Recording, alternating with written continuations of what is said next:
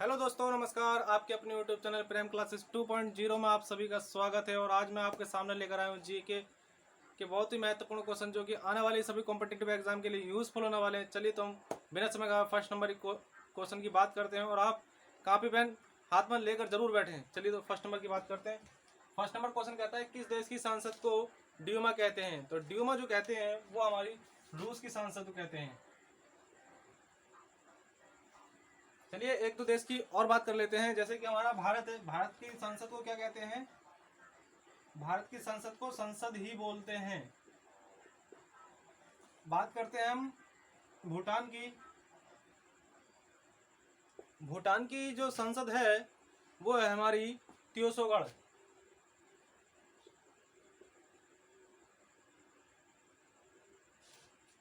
और दूसरे देश की हम बात करते हैं, दूसरे देश की बात करते हैं हम जापान। जापान की जो है हमारी डाइट है।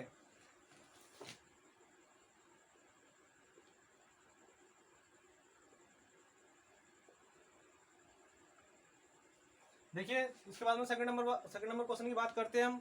सेकंड नंबर क्वेश्चन कहता है कि प्रथम पंचवर्षीय योजना किस वर्ष लागू की गई? तो ये जो लागू की गई थी ये 1991 से 1956 के बीच लागू की गई थी।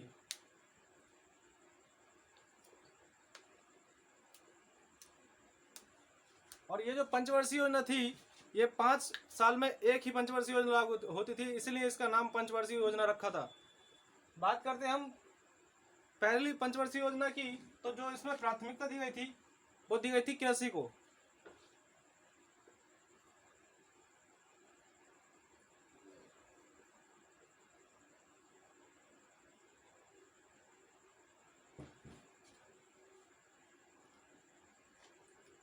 अब हम सेकंड क्वेश्चन की बात करते हैं। सेकंड क्वेश्चन कहता है कि विश्व में हरित क्रांति के जनक कौन माने जाते हैं? तो विश्व में जो हरित क्रांति के जनक माने जाते हैं वो हमारे बॉरमन बॉरलॉन्ग माने जाते हैं। नॉर्मन बॉरलॉन्ग माने जाते हैं।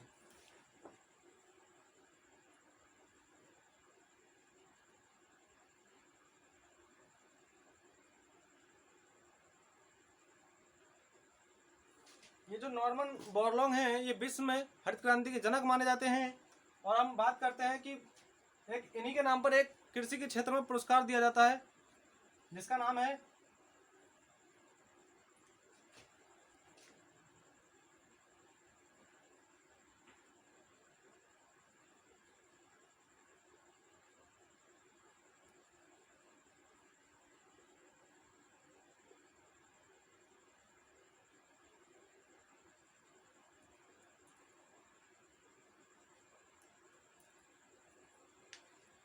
इन्हीं के नाम पर क्या एक पुरस्कार दिया जाता है कृषि के क्षेत्र में, बॉरलॉन्ग पुरस्कार।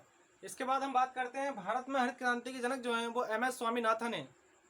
इसके बाद हम बात करते हैं नेक्स्ट क्वेश्चन की। नेक्स्ट क्वेश्चन कहता है कि भारत का सबसे बड़ा नेशनल पार्क कौन सा है? तो भारत का जो सबसे बड़ा नेशनल पार्क है वो हमारा हेमिस नेशनल पार्क है।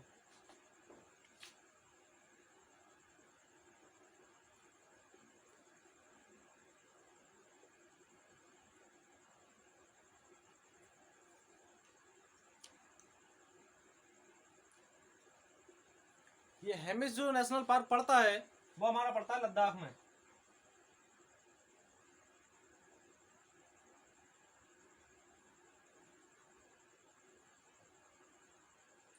और लद्दाख में 2 ही जिले हैं। बात करते हैं हम नेक्स्ट क्वेश्चन की। नेक्स्ट क्वेश्चन कहता है दीवाने अमीर को ही विभाग की स्थापना किसने की थी? तो जो इसकी स्थापना की थी वो मोहम्मद बिन तुगलक ने की थी। इसकी जो स्थापना की थी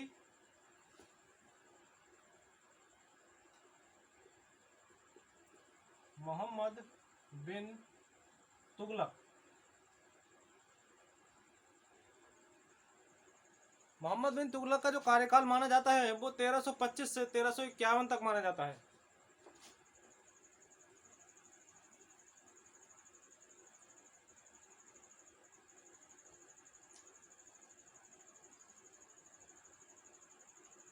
इसके बाद में हम बात करते हैं नेक्स्ट क्वेश्चन की।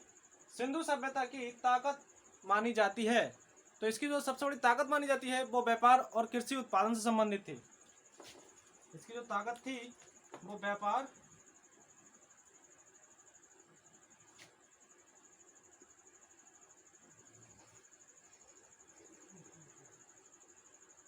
कृषि उत्पादन।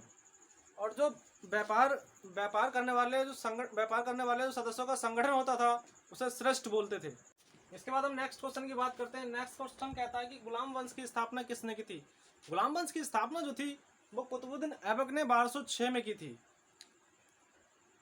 इसके बाद कुतुबुद्दीन ऐबक ने अपनी राजधानी लाहौर स्थानांतरित कर ली थी और कुतुबुद्दीन ऐबक ने कुतुब मीनार की नींव रखी थी, लेकिन कुतुब मीनार बनवाई नहीं थी, बनवाई इल्तुतमिश ने थी।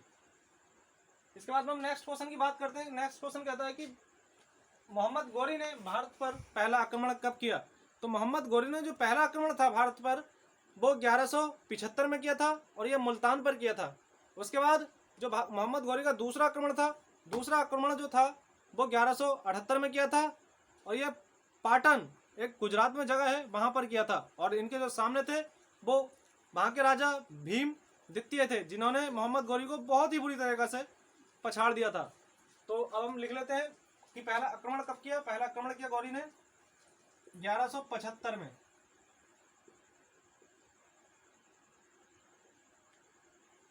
कहाँ किया? मुल्तान।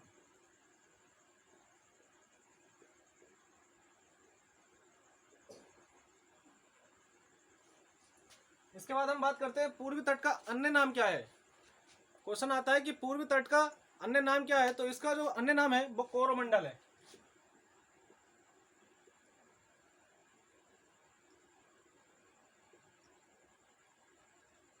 इसके बाद में नेक्स्ट क्वेश्चन आता है कि स्थानीय स्वशासन की शुरुआत किसने की थी या इसका जनक किसे कहा जाता है। तो इसका जो जनक कहा जाता है वो रिपन को कहा जाता है। इसके बाद में हम नेक्स्ट की बात करते हैं। नेक्स्ट कहता है कि तीसरा कांग्रेस अधिवेशन कहाँ हुआ था। ये तीसरा कांग्रेस अधिवेशन जो था वो हमारा मद्रास में हुआ था। कहाँ हुआ था? मद्रास में।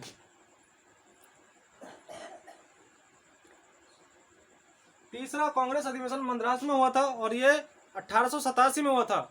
और इसके जो अध्यक्ष थे वो प्रथम मुस्लिम अध्यक्ष थे बदरुद्दीन तैयबी। इसके जो पहले अध्यक्ष थे कांग्रेस के प्रथम अधिवेशन की बात करते हैं हम।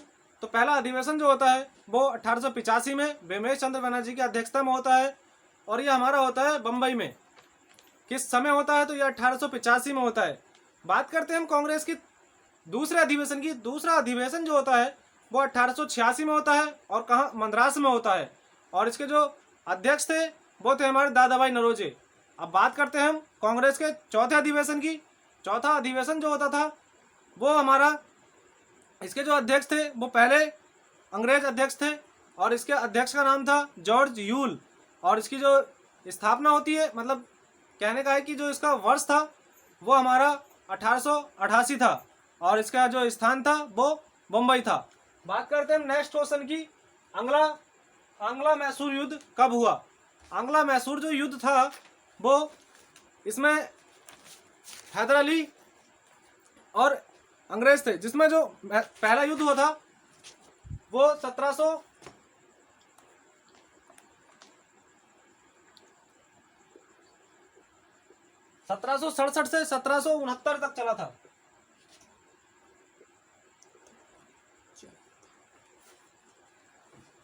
आंग्ला मैसूर युद्ध जो था वो 1767 से 1769 तक चला था और ये खत्म जो हुआ था ये खत्म हुआ था मद्रास की संधि से। ये हुआ किस किस के बीच था? तो ये हैदर अली और एक जनरल था जोसेफ इम्तियाज, इम्तियाज नाम से था एक। इसके बाद में हम नेक्स्ट की बात करते हैं, मैसूर की स्थापना किस वर्ष होती है। तो मैसूर की स्थापना जो है वो 1612 में होती है और इसकी जो स्थापना करता है वो आरडीआर करता है। कौन करता है? आरडीआर।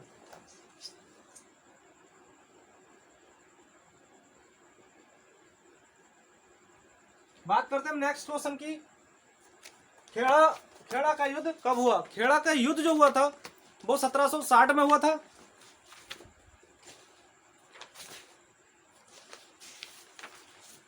सत्रह सौ साठ में हुआ था और ये हुआ था साहू और ताराबाई के बीच हुआ था। किसके बीच? 1760 में साहू और ताराबाई के बीच हुआ था।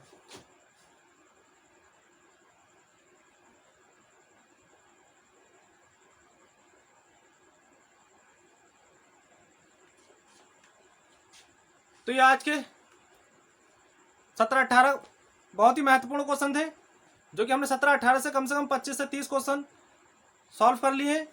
तो यदि आपको वीडियो अच्छे लगे तो वीडियो को लाइक करें, शेयर करें और चैनल को सब्सक्राइब कर लें और बेल आइकन जरूर प्रेस कर दें, ताकि हर एक वीडियो का नोटिफिकेशन आपके पास पहुंचे सबसे पहले। और प्लीज़ कमेंट करके हमें ज़रूर बताएं कि वीडियो कैसी लगी। जय हिंद।